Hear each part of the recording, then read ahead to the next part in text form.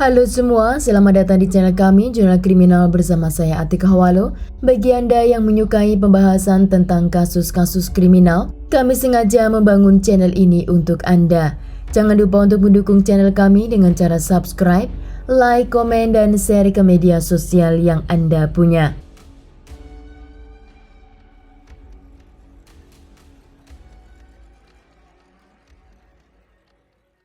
Seorang wanita cantik bernama Jade Sasha Janks, dia lahir pada tanggal 14 Oktober pada tahun 1983 di negara Amerika Serikat. Ayah Jade berasal dari Afrika Selatan dan ibunya berasal dari Amerika. Ayah Jade memiliki bisnis di Afrika dan Amerika, namun pada usia 10 tahun, orang tua Jade memutuskan untuk bercerai.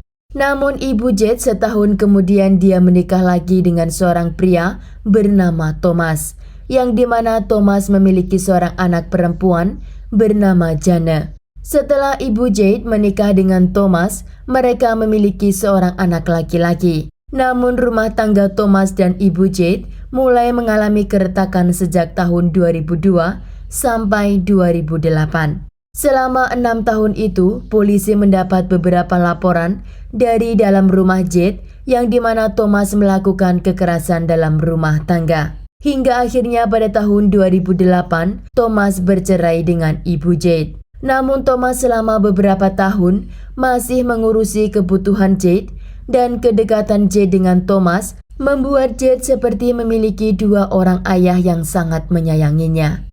Jade dekat dengan ayah kandungnya karena profesi ayahnya sebagai konstruksi dan dia memiliki impian untuk menjadi seperti ayahnya. Maka Jade ikut bekerja di tempat ayahnya sambil kuliah di dua tempat. Selain itu, Jade juga tipe wanita yang sangat mandiri.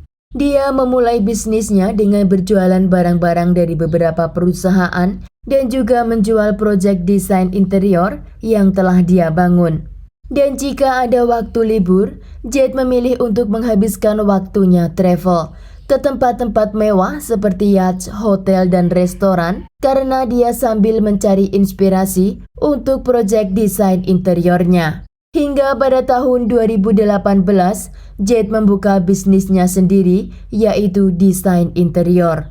Jade dengan bisnisnya dia memiliki banyak klien yang memiliki rumah sangat mewah untuk diri model, renovasi, dan juga dekorasi. Dari bisnis tersebut, Jade menjadi jutawan yang dimana tiap bulannya dia bisa menghasilkan uang sebesar 15 juta dolar. Walaupun Jade telah menjadi orang yang sukses, namun dia tetap menyayangi keluarganya dan selalu menyempatkan diri menjaga dan memberi perhatian kepada mereka. Thomas pada tahun 2013, dia dan temannya mendirikan tempat untuk memperkembangbiakan kupu-kupu. Walaupun usahanya itu non-profit, namun dia ingin kotanya lebih cantik dengan kupu-kupu di taman. Thomas sangat dekat dengan Jade dan ketika dia terkena masalah dengan alkoholik dan susah tidur, Jade yang dari usia 11 tahun dijaga oleh Thomas, maka Jade pun ingin membalas budinya. Jade menjaga dan memenuhi kebutuhan Thomas dari obat hingga kebutuhan lainnya. Namun kedekatan Jade dan Thomas hancur pada tahun 2020 lalu.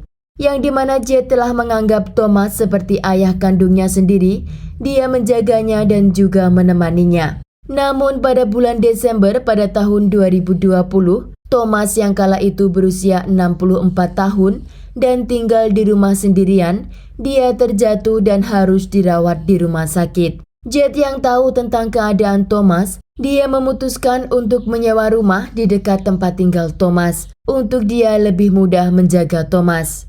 Hingga pada tanggal 30 Desember pada tahun 2020, saat Thomas masih berada di rumah sakit, Jade berinisiatif untuk membersihkan rumah Thomas dan merapikan apa yang ada di dalam rumah itu. Agar jika dia datang dari rumah sakit, rumahnya akan terasa lebih nyaman. Jade juga membersihkan bagian kantor Thomas dan saat dia merapikan meja kerja Thomas, dia tidak sengaja menjatuhkan mouse komputer dan komputer itu layarnya menyala. Jade merasa kaget dan bingung dengan layar komputer Thomas karena di layar itu wallpapernya adalah foto dada seorang wanita.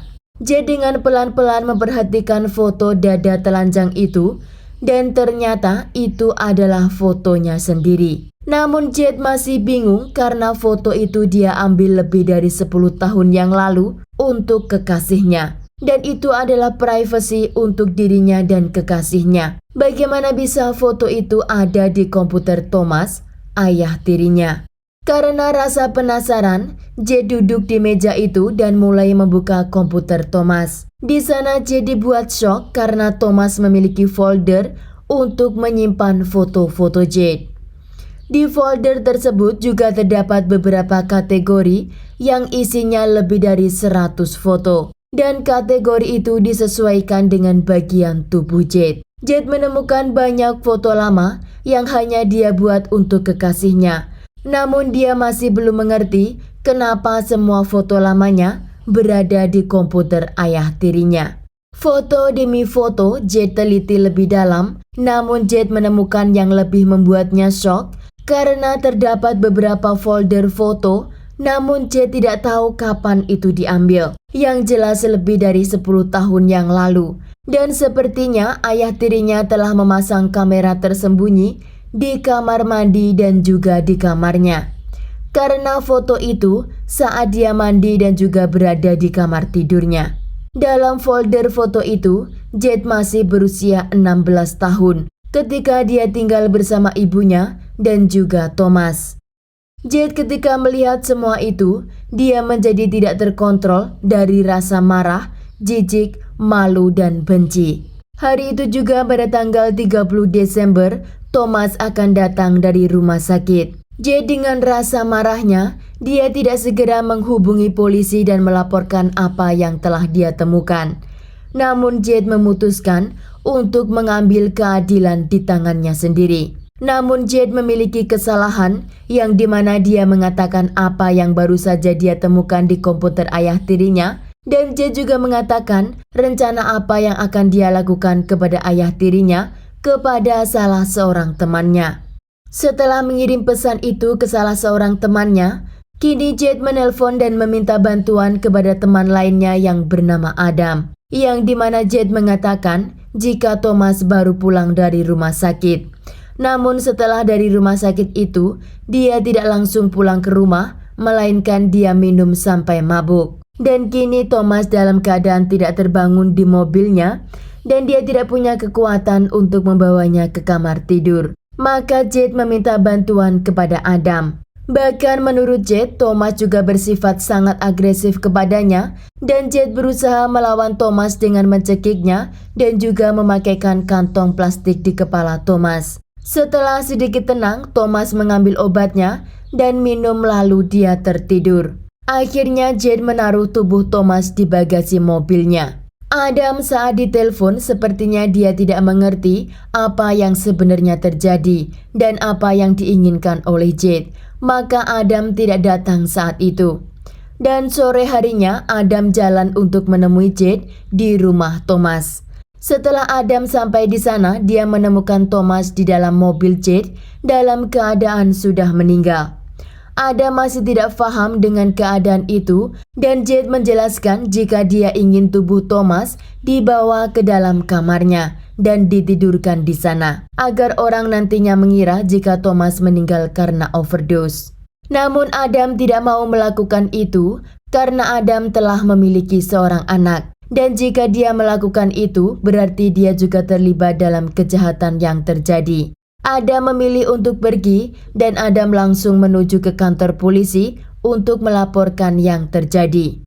Polisi datang ke rumah Thomas, namun polisi tidak menemukan sesuatu yang mencurigakan. Rumah Thomas dalam keadaan rapi dan tidak ada cairan merah atau benda yang mencurigakan. Setelah polisi berjalan ke garasi, mereka menemukan tumpukan kardus yang ternyata di dalam tumpukan itu terdapat mayat Thomas.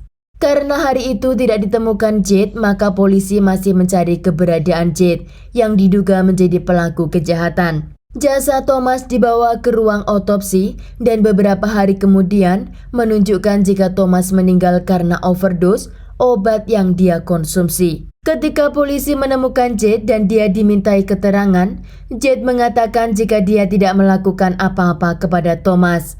Dia meninggal karena dia terlalu banyak minum obatnya. Dan masalah jasad yang berada di tumpukan kardus, Jade menjelaskan jika dia tidak kuat untuk membawa tubuh Thomas ke dalam rumah, maka dia letakkan jasadnya di garasi luar dan dia tutupi dengan kardus dan kain.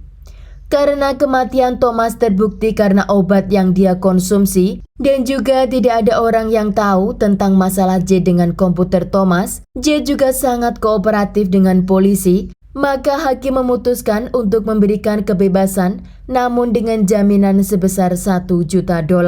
Jaminan itu diambil karena hakim takut jika Jade akan melarikan diri ke tempat ayahnya yang dimana dia tinggal di Afrika Selatan.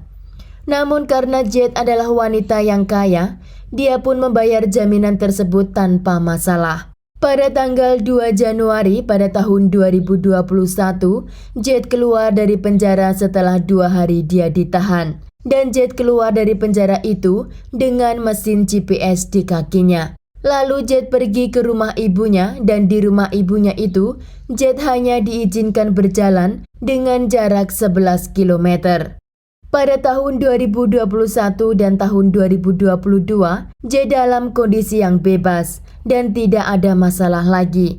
Namun pada akhir tahun 2022, Jade dipanggil kembali oleh pengadilan karena kini dia didakwa sebagai pelaku pembunuhan kepada ayah tirinya. Jade juga datang ke pengadilan dengan didampingi pengacaranya. Kenapa Jade harus dipanggil lagi ke pengadilan? Itu karena Adam, teman Jade, mengatakan kepada polisi dan dia juga menunjukkan SMS yang Jade kirim kepadanya di hari kejadian. Dan polisi melihat jika SMS dari Jade ada suatu yang tidak normal, yang diduga adanya kesengajaan pemberian obat kepada Thomas. Dan di sana jaksa ingin semuanya jelas atas apa yang terjadi. Pembela pengacara mengatakan jika ayah tirinya Jade mencintai Jade dengan sepenuhnya dan Jade juga mencintainya, namun ada yang berbeda dari sisi Thomas. Karena minuman alkoholik dan juga banyaknya obat treatment yang harus dia konsumsi membuat Thomas memiliki rasa cinta kepada Jade di luar batas. Dan menurut pengakuan Jade, dia tidak melakukan apa-apa kepada Thomas. Bahkan saat dia menelpon Adam dan dia mengatakan jika dia memasukkan kantong plastik ke kepala Thomas, itu semua sebenarnya tidak dia lakukan, hanya untuk memanggil Adam untuk datang segera. Dan Jade juga mengungkapkan apa yang dia rasakan setelah melihat foto-fotonya di dalam komputer Thomas. Dari hari itu, dia menjadi trauma, jijik melihat dirinya sendiri. Dan yang lebih membuatnya sakit, selama 10 tahun lebih, dia tinggal bersama Thomas dan dia tidak tahu jika Thomas melakukan itu semua di belakangnya. Namun keputusan hakim setelah mendengar saksi dan bukti, juga penjelasan Jade, di momen ini kita bisa melihat bagaimana reaksi Jade mendengar keputusan hakim. Hakim menyatakan jika Jade bersalah dengan dakwaan pembunuhan tingkat pertama. Jade sangat shock mendengar jika dirinya bersalah dan Jade harus kembali ke dalam penjara. Namun hukuman akhir kepada Jade belum mendapat jadwal, namun diduga jika Jade bisa mendapat hukuman seumur hidup atau selama 25 tahun penjara atas kejahatan tersebut. Semua orang yang dekat dengan Thomas dan keluarga Jade sangat kecewa dengan apa yang dilakukan Thomas dan apa yang terjadi kepada Jade. Sekian kasus hari ini, jangan lupa tinggalkan like dan komen. Jika Anda tidak keberatan, klik tombol subscribe untuk mendukung channel kami. Terima kasih saya ucapkan kepada Anda para subscribers. Sekian, sampai jumpa di kasus berikutnya.